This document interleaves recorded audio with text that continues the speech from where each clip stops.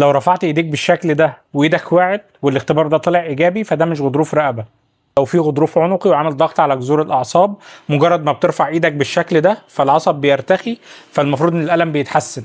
لكن المشكله اللي هنتكلم عليها في الفيديو ده، الالم بيزيد وايدك ممكن تقع، والتنميل اللي في ايدك مش بيبقى سببه حاجه جايه من الرقبه. المشكله اللي هنتكلم عليها النهارده دي في دكاتره كتير جدا بيغلطوا فيها، لان هو بيمسك اشعه الرنين بتاع الرقبه وبيلاقي فيه غضروف موجود، لكن الفكره ان الاعراض بتكون جايه من مكان تاني غير الرقبه. المشكله دي اسمها اختناق مخرج الصدر، ودي بيكون سببها ان العصب بعد ما بيخرج من الرقبه، يا اما بيكون في ناس عندهم حاجه اسمها ضلع زايد، وده بيضغط على الاعصاب وهي معديه من جانب الرقبه، او عندنا العضلات بتاعه الرقبه اللي بيعدي منها الاعصاب هي نفسها بتكون مشدوده، او في عدم تناغم ما بين العضلات، فده بيضغط على الاعصاب. فاحنا لما بنعمل الاختبار ده بنرفع ايدينا بالشكل ده وتثبت لمده دقيقه.